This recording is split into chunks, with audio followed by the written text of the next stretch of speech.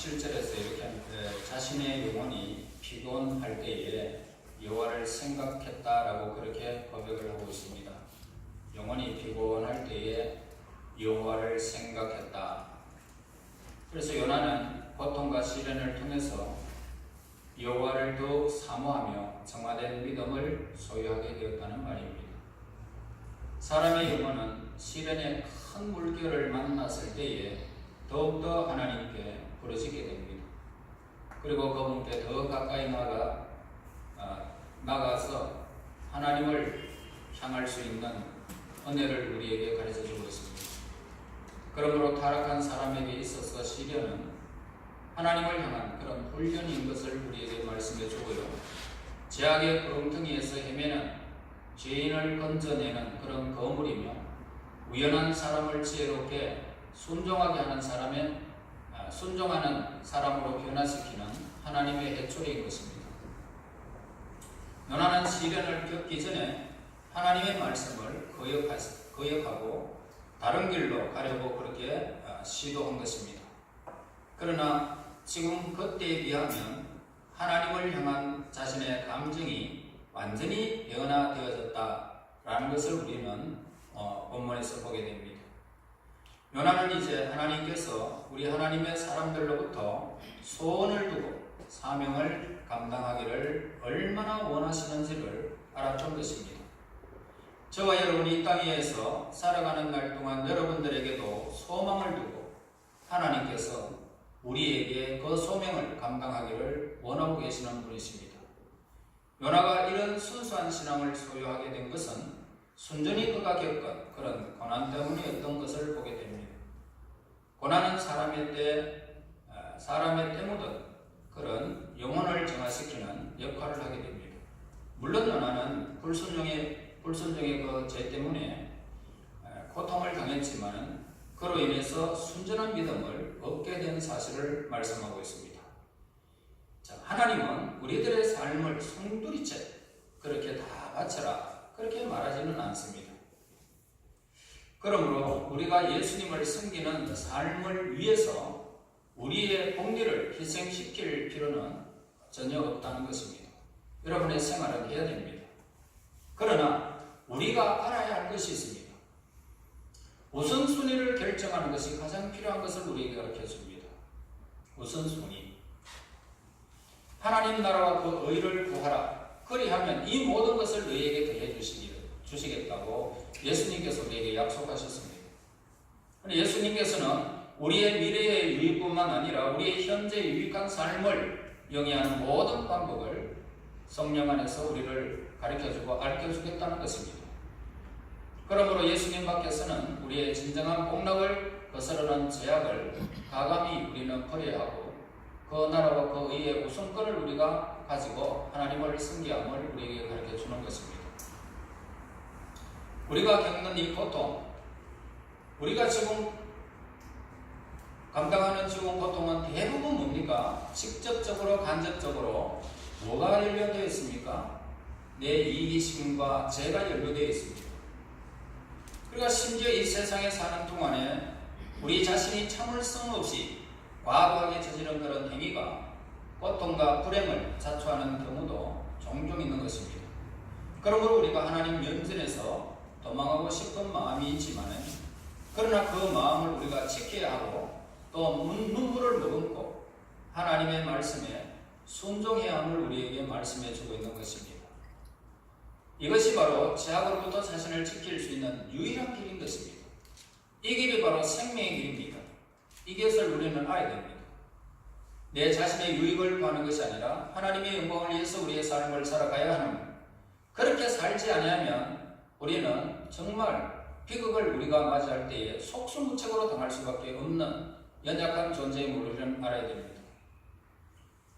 그러므로 죄의 결과, 이 죄의 결과가 우리에게 나타나게 되면 얼마나 큰 고통이 우리에게 임하는지 모릅니다.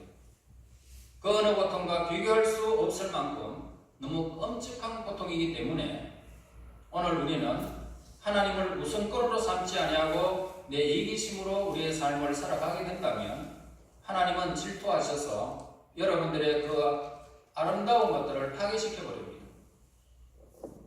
어떤 사람이 고통을 당하면 피눈물이 난다 그러죠. 그렇게 하나님 만들어버립니다. 그렇기 때문에 우리가 우선권을 우리가 가져야 된다. 이기심으로 나의 삶을 채워가서는 안 된다는 사실을 우리에게 가르쳐 줍니다. 그 나라와 그 의를 구하며 우리의 모든 공리가 사라지는 것이 아니라 더하여짐을 우리는 분명히 알아야 되는 것입니다. 그 아픈 기억, 오늘 큰 끔찍한 고통이 왔을 때의 그 아픈 기억은 영원히 사라질 수 없이 우리 영혼 깊숙이 상처를 남기게 된다는 것입니다. 그러므로 우리는 스스로 자초한 실제적인 불행 속에서 살아서도 안 되고, 또한 모든 죄인이 겪는 슬픈 운명을 겪으면서 그 시련 속에서 자신의 존재를 무시하고 얻는 위안과 편안함을 부글하며 살아서도 안 되는 것입니다. 여러분, 육체를 위해서 심는 것은 육체로부터 썩어질 것을 거둔다는 것을 우리는 명심해야 되고요. 하나님을 위하여 심는 것은 영원히 솟아나는 생명을 거둔다는 사실을 우리에게 가르쳐 줍니다. 이 말씀 기억해야 됩니다. 8절 보겠습니다. 거짓되고 헛된 것을 시작. 거짓되고 헛된 것을 상하고 자기에게 베푸신 은혜를 버렸사오나. 여기서 우리가 하나님을 향하여 바라는 강구 중에 빼놓을 수 없는 것이 있는데, 하나님의 자비와 은혜입니다. 그러니까 자비는 뭡니까? 하나님을 사모하는 온 인류의 입술 위에 항상 우리가 하나님 우리에게 자비를 베풀어 달라고 기도해야 됩니다. 우리 입술에 늘 머물러 있어야 됩니다.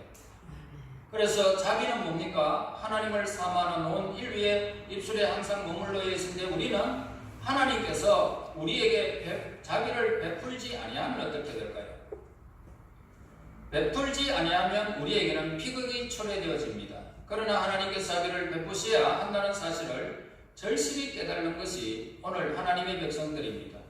그래서 진실로 인간은 하나님의 자비를 입지 못하면 자연에서 가장 어떠민 인간이 자연의 가장 큰 희생물이 된다는 사실을 우리에게 가르쳐 주는 것입니다. 그래서 인간의 힘으로는 자연의 힘을 감당할 수가 없습니다.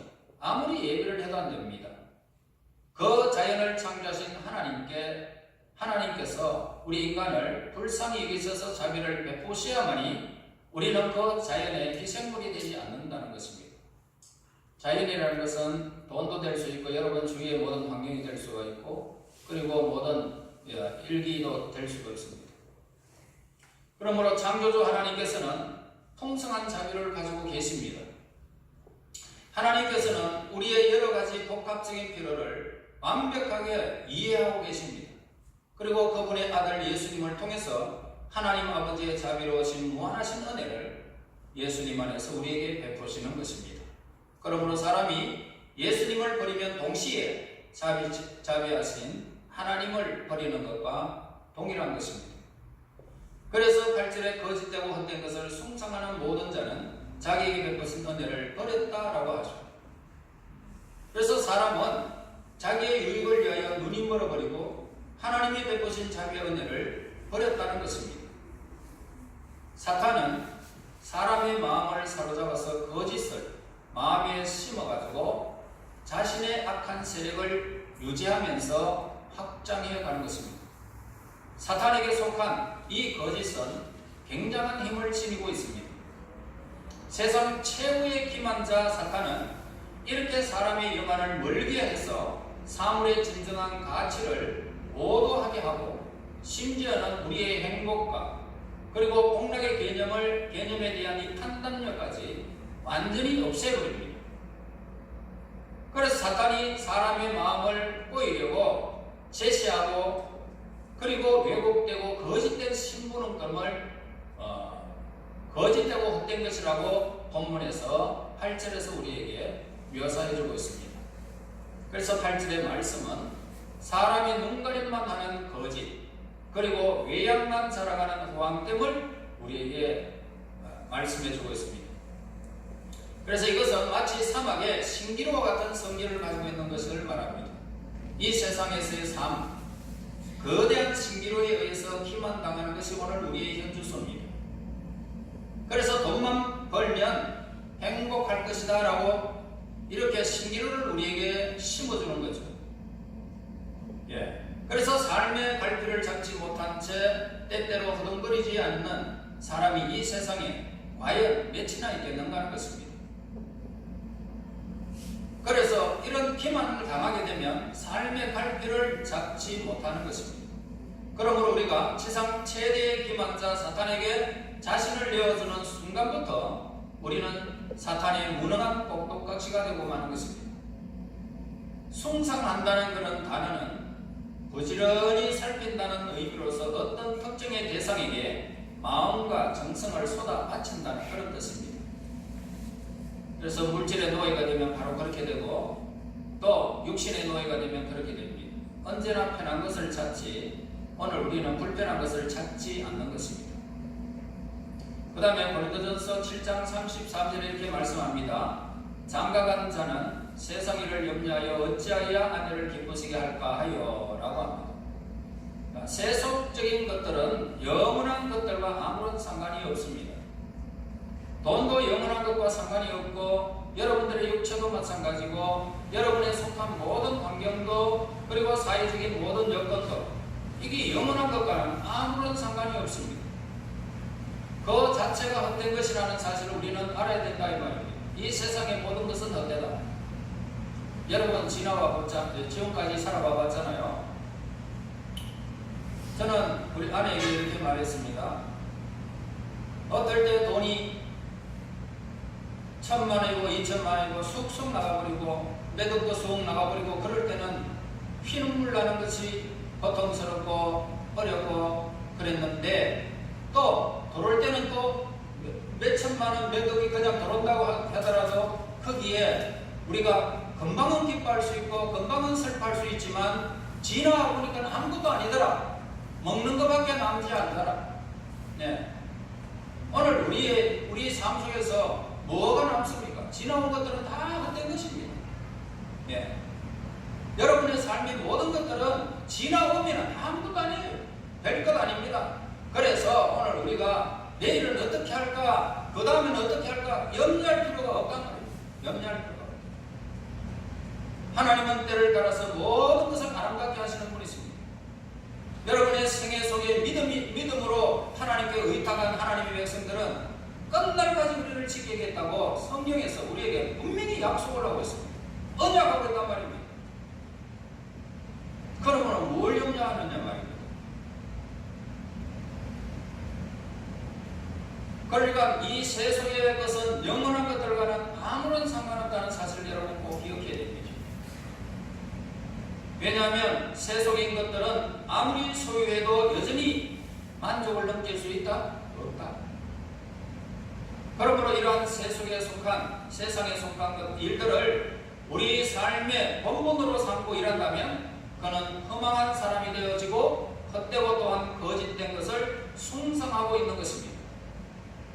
헛되고 거짓된 세상에 속한 것들을 절대로 인류를 행복하게 해줄 수가 없음에도 불구하고 우리의 눈에는 어떻습니까? 마치 엄청난 행복을 가져다 줄 수 있는 것처럼 보여가지고 우리가 열렬히 세속적인 것을 사모하도록 이끄는 것입니다. 이 사탄이 행하는 것입니다. 그리하여 사람들로 하여금 세상에서는 결코 찾을 수 없는 삶의 행복을 찾아서 동분서주하는 쓸데없는 일에 목숨을 걸게 하는 것입니다. 사업이 망했다고 극단적인 선택을 하고 어떤 사람에게 돈이 되었다고 남은 돈 생각도 안 하고 그것 때문에 골머리를 앓아가지고 그냥 극단적인 선택을 하는 이 어리석은 세상 속에서 목숨과 바꿀 수만한 그런 세상의 것을 쓸데없는 것이다. 사람이 일단 육체의 요구에 자신의 오감을 순종시키게 되면 어떤 조건 하에서 행동하게 될지는 뻔한 것입니다. 거짓되고 헛된 일을 숭상하는 데 마음을 쏟으면서 이것을 따르기 시작하면 그 순간부터 모든 자유를 박탈당하는 것입니다. 그러므로 인간에게 주어진 자유라는 것은 단지 양자택일에 관한 것이라는 이 사실을 명심해야 됩니다. 즉 우리에게는 두 가지 선택권이 주어졌습니다.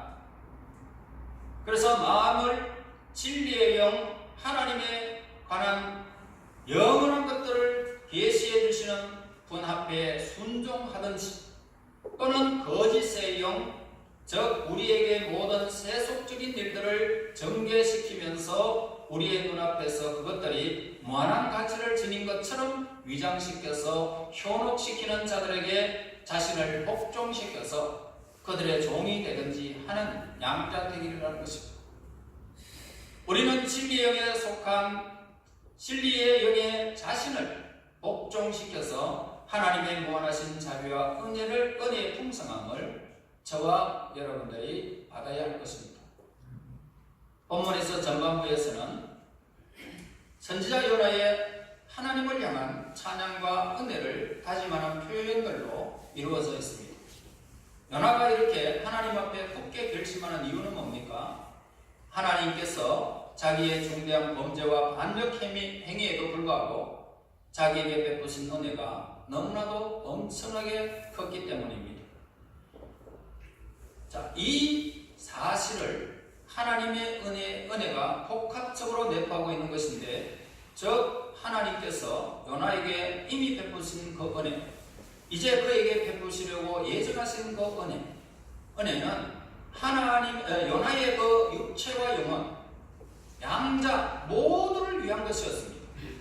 그러니까 요나는 이제야 비로소 하나님께서 그렇게 하기 위해서 이렇게 하셨구나라고 하는 교훈을 얻게 된 것입니다. 물고기 뱃속에서.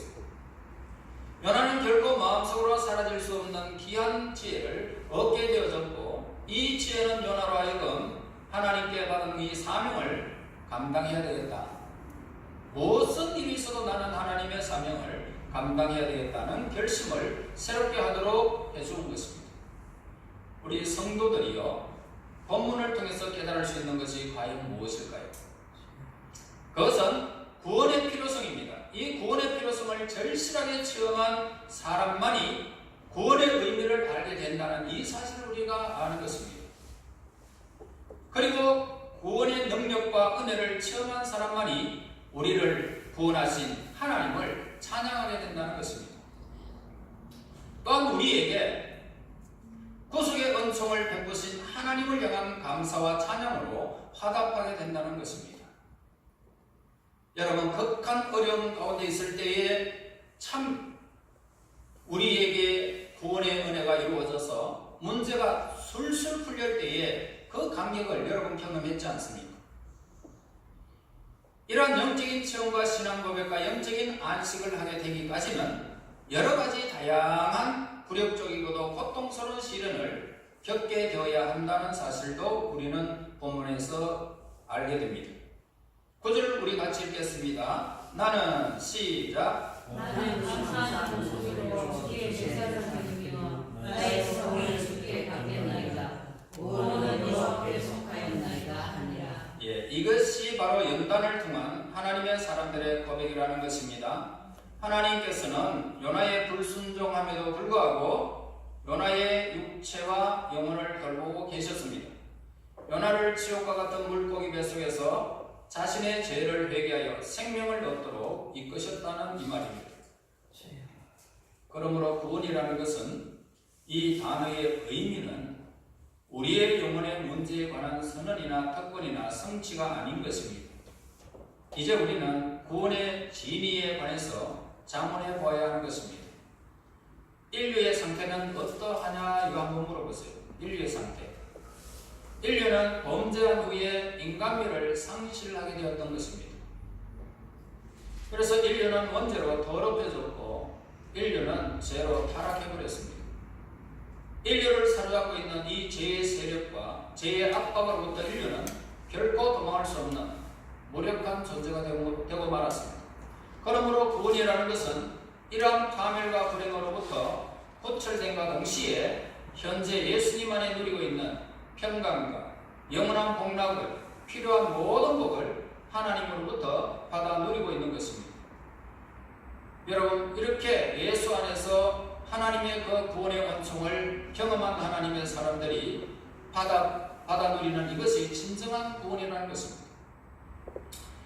자, 우리의 구원은 사람에게 근거를 두는 것이 결코 아닙니다. 사람의 행위로서 이루어지는 것도 아닙니다. 구원은 절대적으로 하나님께 달려있는 것입니다. 그러므로 이 구원의 근원은 하나님이십니다. 여러분, 하나님께서 독생자이신 아들을 이 땅에 보내기로 약속하시고 그 뜻에 따라서 섭리하셔서 예수님을 그분의 백성과 교회의 보증이 되게 하셔서 중보자로서 사용하도록 이 땅에 우리를 위하여 보내주셨습니다. 그래서 그 사역을 조금도 부족함 없이 예수님은 이 땅에서 다 이루시고 죽기까지 복종하셔서 위대한 인류의 구원을 예수님의 십자가에서 성취하신 것입니다. 그러므로 이 구원은 전적으로 하나님께서 이루어주신 인류를 향한 하나님의 자비하심이었다는 사실을 우리에게 가르쳐주는 것입니다. 저와 여러분을 불쌍히 여기셔서 자비하심으로 하나님께서 우리에게 베풀어 주신 은혜가 예수님 안에서 십자가의 사랑이라는 것입니다. 그러므로 이 은혜로운 구원은 예수님을 믿음으로 하나님의 선택된 믿음의 사람은 이 세상에서의 어떠한 고난과 역경을 만난다 하더라도 믿는 자들을 끝까지 보존하시면서 죽음을 이기시고 영광의 승리를 얻게 된다는 이 확신이 본문에서 우리에게 보여주고 있는 것입니다.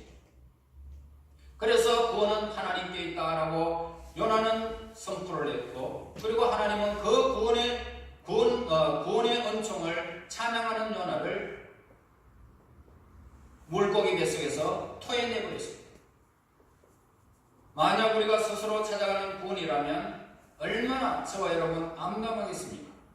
영원전부터 계획하신 그 구원의 하나님을 찬양하기에 합당하신 분이심을 우리의 마음과 입술로 고백되어져서 하나님은 나의 구원의 중심입니다.